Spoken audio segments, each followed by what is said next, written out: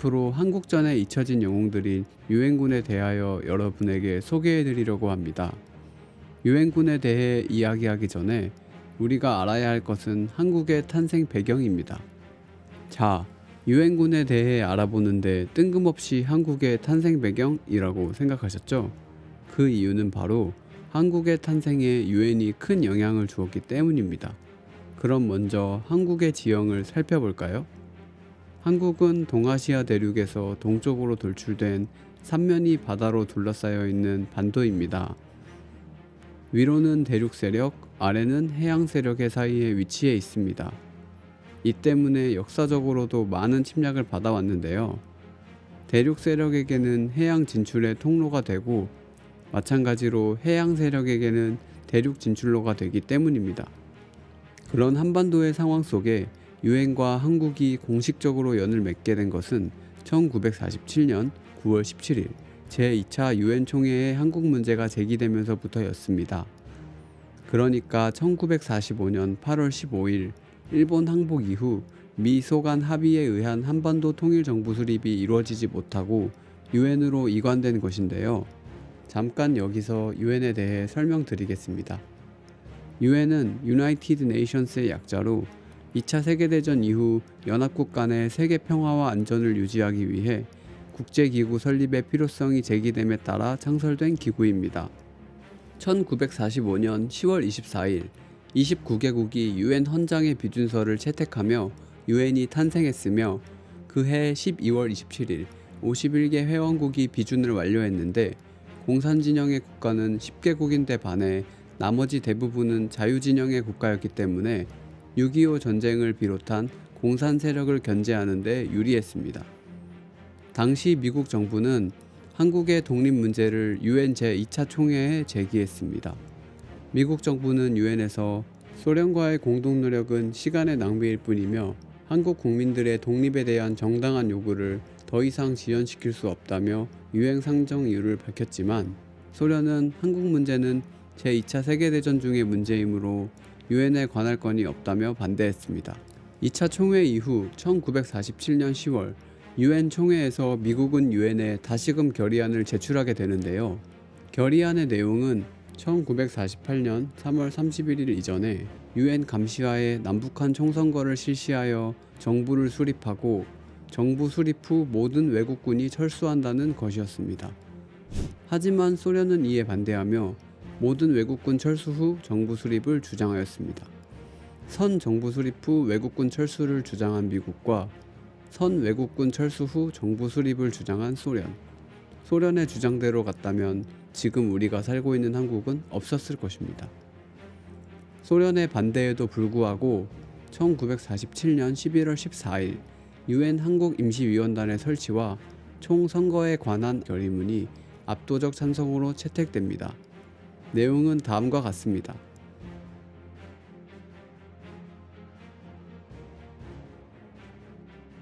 그렇게 1948년 5월 10일 전국 200개 선거구 총 13,272개의 투표구 중에서 폭동이 일어난 제주도 지역을 제외한 남한 전역에서 재헌의회를 구성하기 위한 총선거가 실시되었습니다. 유엔 한국임시위원단의 감시 아래 만들어진 재헌의회는 헌법에 따라 대통령과 부통령을 선출하고 8월 15일 대한민국의 건국을 국내외에 선포했습니다. 혹시 여기서 이상한 점을 느끼셨나요? 선거는 남한에서만 진행되었는데 북한은 소련 점령 아래에서 유엔 임시한국위원단을 거부했기 때문에 남한만의 단독 선거를 실시했고 그로 인해 1948년 12월 12일 파리에서 개최된 제2차 유엔 총회에서 남한만을 통치력과 관할권을 가진 한반도 유일 합법정부로 인정하며 결의문을 채택하게 됩니다. 이로 인해 유엔은 대한민국의 산모라고 평가되며 그렇게 지금의 한국이 탄생하게 되었습니다.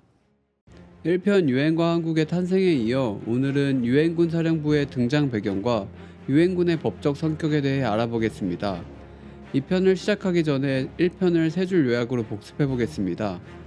아직 1편을 못 보신 분들은 오른쪽 상단에 카드를 눌러주세요. 첫째, 한국은 2차 세계대전 이후 혼란을 맞았으며 한반도의 통일 정부 수립 문제가 유엔에 이관됐다. 둘째, 미국은 유엔에 결의안을 제출해 유엔 감시하에 남북 총선거를 실시하고 정부가 수립되면 외국군이 철수한다는 내용을 제출했다.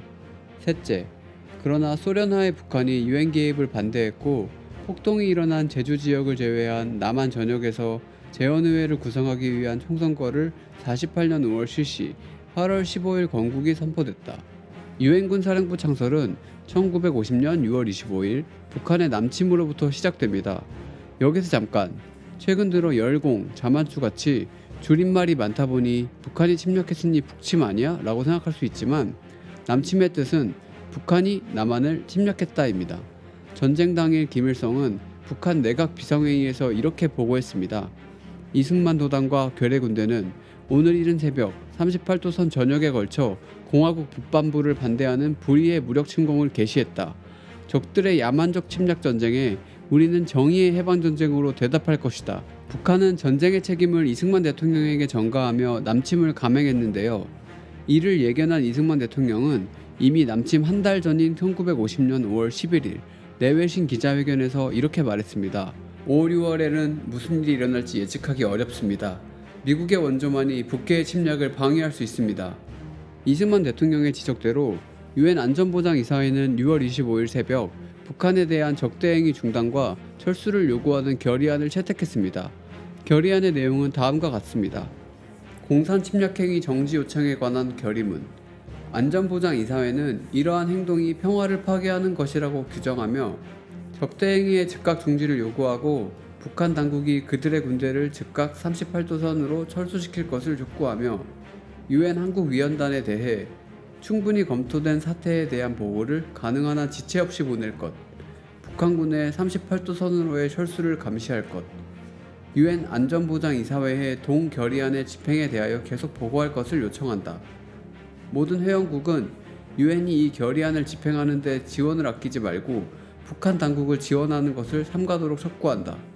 당시 유엔은 미국의 영향력이 컸었던 터라 유엔 회원국이 아닌 참관국이었던 한국이라는 나라를 위한 미국의 지지와 노력이 없었더라면 유엔의 개입은 늦어졌을 것입니다. 그러나 6.25 결의문은 큰 효과를 보지 못했고 6월 27일 열린 안보리 474차 회의에서 마라톤 회의 끝에 군사 원조를 한국에 지원하도록 요청하는 내용의 결의문이 채택됐습니다. 이 결의에 따라 미국의 육해공군과 영국 해군, 오스트레일리아의 해공군, 뉴질랜드의 해군도 참전을 하게 됐고 다수 유엔 회원국들이 참전을 준비하고 있었으나 누가 이들을 지휘하고 통제할 것이냐에 대한 문제가 대두됐습니다. 이에 7월 7일 안전보장이사회 제3차 결의를 통해 유엔군 창설과 한국작전에 참가한 유엔군 사령관 임명을 미국에 요구하고 유엔군의 유엔기를 개항하는 것을 허가했습니다. 이때 안보리는 미군 사령관 아래 연합군 창설을 권고했고 트루먼 대통령이 맥아더 장군을 유엔군 사령관으로 임명했습니다. 유엔군 사령관에 임명된 맥아더 장군은 7월 12일 주일 주둔군인 미 제8군에 한국의 지상군 작전 책임을 부여했고 당시 사령관인 워커 중장은 도쿄에서 한국 대구로 이동해 지휘소를 개소했습니다. 이 워커 중장은 낙동강 방어 전투로 이름을 남기며 우리 주변에서 기억되고 있습니다. 유엔 창설 이후 유일한 이념 전쟁인 한국전쟁으로 인해 창설된 유엔군 사령부는 한국전쟁이 아직 끝나지 않고 휴전 중이기 때문에 현재도 작전 중인 유엔의 처음이자 마지막 군대라고 불립니다. 최근에도 유엔사와 관련된 논쟁들이 있었는데요. 지난 8월 15일 윤석열 대통령은 이화여대 대강당에서 열린 광복절 경축사에서 유엔사의 중요성을 강조하며 특히 일본이 유엔사령부에 제공하는 7곳의 후방기지가 북한의 남침을 차단하는 최대 억제 요인이라고 말했습니다. 북한의 남침을 차단하는 최대 억제 요인입니다. 북한이 남침을 하는 경우 유엔사의 자동적이고 즉각적인 개입과 응징이 뒤따르게 되어 있으며 일본의 유엔사 후방기지는 그에 필요한 유엔군의 육해공 전력이 충분히 비축되어 있는 곳입니다. 광복절 경축사에 이례적으로 유엔과 일본의 중요성에 대해 언급한 것인데요. 이에 반해 문재인 전 대통령은 대북 지원과 종전선언 등을 추진하기 위해 유엔사의 기능을 약화시키기 위한 활동들을 했습니다. 대한연대 구독자분들은 오늘 편을 보고 유엔사가 어떻게 나오게 되었으며 왜 필요한지에 대하여 다시금 정리하는 시간이 되었으면 합니다. 감사합니다. 오늘은 한국전쟁에 참전한 유엔 회원국들을 알아보고 그중 미군을 중심으로 한 주요 전투에 대해서 소개해 드리겠습니다. 미국을 중심으로 유엔군 사령부가 창설되었지만 일부 회원 국가들은 병력 파견에 대한 확답을 피했습니다. 유엔의 평화 유지에는 동의했지만 병력 파견에는 부담이 있었던 것이죠. 미국 외 유엔 회원국 중 유엔 결의에 따라 제일 먼저 군사 지원을 약속한 나라는 영연방 국가들이었습니다. 영국의 해군 기동부대, 호주의 해공군이 파견 의사를 밝히고 네덜란드는 구축함 지원을 약속했습니다. 영국, 프랑스, 네덜란드, 벨기에, 룩셈부르크는 북대서양 조약기구 나토의 일원으로 소련의 유럽 지배에 경계심을 갖고 있었습니다. 그 밖에 터키, 그리스, 필리핀, 태국 등도 공산주의 확산의 위협을 느끼고 북한 공산주의자들의 남한 침략을 미래에 있을 자국에 대한 공격이나 전복 활동의 출발점으로 여겼습니다. 이처럼 각국의 이해관계로 인해 미국을 비롯한 총 16개국에서 전투부대를 파병했습니다. 한국 전쟁 중 아주 많은 전투가 있었지만 이번 영상에서는 미국을 중심으로 한 주요 전투 3가지를 알아보도록 하겠습니다. 오산 중미령 전투, 낙동강 방어 전투, 인천 상륙 작전이 바로 주요 전투 3가지인데요. 오산 중미령 전투는 1950년 7월 5일 한국 전쟁에 최초로 투입된 스미스 특수임무부대가 오산 북방 중미령에서 북한군 제105 전차사단 및 제4보병사단을 상대로 실시한 방어전투입니다. 스미스 특수임무부대는 미 제24사단, 제21연대, 제1대대 B중대와 C중대, 그리고 제52 포병대대 A포대를 주축으로 편성됐습니다. 7월 1일 11시 수영 비행장에 도착한 대대는 그 다음날 대전에 도착해 처치 장군으로부터 전황 설명을 듣고 3일 아침 열차편으로 이동해 평택과 안성 부근에 각각 1개 중대를 배치하고 지휘소는 평택의 곡도변에 위치시켰습니다. 다음날 오전 스미스 중령은 평택과 안성에 배치한 병력을 평택에 집결시키고 오산 북쪽에 대한 정찰을 실시한 후 대대를 중미령으로 이동시켰습니다. 그렇게 대대는 철수하는 국군과 피난민 대열을 뚫고 사전 정찰한 중미령의 각 진지에 도착했습니다. 진지에 도착하고 하루밖에 지나지 않은 7월 5일 7시 스미스 중령은 비가 오는 상황에도 불구하고 북한군 전차 8대가 남진하는 모습을 관측했습니다. 이때까지만 해도 북한군을 과소평가하고 있던 미군은 미군이 참전했다는 사실을 알면 북한군이 도망갈 것이라 생각했다고 합니다. 북한군 전차가 600m 지점에 접근하자 스미스 특수부대는 저지에 나섰으나 소용이 없었고 그렇게 8시 30분경 진지를 돌파한 북한군 전차는 중미령 정상을 넘어서게 됩니다. 직접 조준 사격을 목적으로 도로변에 추진 배치된 1문의 105mm 곡사포가 6발의 대전차고 폭탄을 쏘아 고개를 내려가는 선두전차 2대를 차례로 파괴하였으나 총 33대의 전차가 고지를 통과해 오산 방향으로 이동했습니다. 이 과정에서 보병과 포병진지 간에 가설된 전화선이 절단되어 통신이 두절됐고 전방의 보병진지는 전황을 후방 포병진지에 알릴 수 없었습니다. 소강 상태 후 스미스 중령은 전선을 재정비하고 방어진지를 강화했지만 탄약 소진과 통신 두절, 기상 악화 등의 문제로 14시 30분경 철수를 명령합니다. 그렇게 인원과 장비에 손실을 입은 스미스 부대는 안성을 경유해 7월 6일 천안으로 철수합니다. 6시간 14분 열악한 전력에서 시작한 죽음의 작전이었으나 오산 중미령 전투는 북한군의 남진 지연을 목표로 한 작전으로 부산 교두보가 확보됐으며 이후 소개할 낙동강 방어전투와 인천 상륙작전의 발판이 됐습니다. 지연 작전 동안 남한은 무려 국토의 90%를 상실했습니다. 하지만 그 사이 유엔군 사령부 창설과 한국군의 지휘권 이양, 유엔군 도착과 유엔군 전쟁 수행을 위한 작전 지휘 체제와 작전 기반을 갖춘 반면 북한군은 계속된 공세로 전력이 절반 수준으로 감소되었습니다. 북한군의 공세 작전이 한계점에 이를 무렵 유엔군은 한국군 5개 사단과 미국 3개 사단을 마산에서 영덕에 이르는 낙동강선에 배치했습니다. 이 선은 더 이상 물러설 수 없는 최후의 방어선이자 반격작전을 위한 교두보로 부산 교두보 또는 워커라인으로 불리며 낙동강 방어전투의 시작이 됩니다. 북한군은 8월 5일부터 낙동강 도하작전을 개시하며 8월, 9월 총 2차례에 걸친 공세를 통해 낙동강 방어선을 돌파하려고 하지만 한국군과 미군은 그러한 북한군 돌파를 결사적으로 저지하여 낙동강 방어 전투를 성공적으로 수행했습니다. 낙동강 방어선을 저지한 한국군과 유엔군은 인천 상륙작전을 만들어냅니다. 중밀형에서 낙동강까지 후퇴의 연속이었지만 포기하지 않고 싸워준 병사들 덕분에 드라마 같은 역전이 시작된 것입니다. 인천 상륙작전은 북한군의 8월 및 9월 공세를 낙동강 방어선에서 저지한 한국군과 유엔군이 유엔해군 제7합동상륙기동부대의 261척 함정을 동원하여 미 제10군단을 인천에 상륙시킨 작전입니다. 당시 메가더 장군은 낙동강선에서 미 제24사단과 제25사단이 정면에서 반격을 가하고 이와 병행해 해병연대 전투단과 육군부대가 돌격부대로 인천에 상륙한 후 내륙으로 진출, 서울을 포위하여 북한군을 38도선 이북으로 구축한다는 구상을 갖고 있었습니다. 상륙 지역 선정에 대한 논란은 끊임없이 제기됐지만 메가더 장군은 서울 조기 탈환을 목적으로 인천 상륙을 강력히 주장했고, 이에 따라 8월 28일 미 합참은 인천 상륙을 최종적으로 결정했습니다. 유엔군의 주요 상륙 목표 중 하나이자 작전의 성패를 좌우하는 관건은 월미도였습니다. 그래서 상륙 작전 개시일인 9월 15일에서 3일 전인 12일부터 인천의 관문인 월미도에 폭격을 개시했는데요. 그렇게 작전 당일인 9월 15일 5시 45분 구축함의 첫 포탄이 월미도에 장렬하고 6시 15분 세 척의 로켓 포함들이 천여 발의 포탄으로 월미도의 녹색 해안을 집중 강타하는 동안 7척의 상륙 수정이 6시 33분 월미도에 상륙하여 최초 목표인 백오고지를 공격했습니다.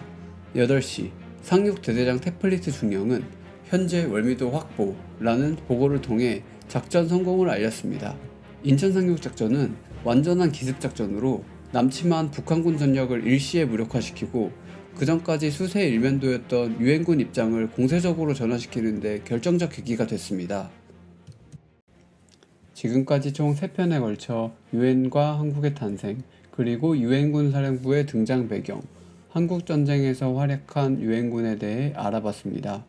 한국전쟁 당시 국제사회는 93개국의 독립국가로 구성되어 있었고, 그중 유엔 회원국은 61개국이었습니다.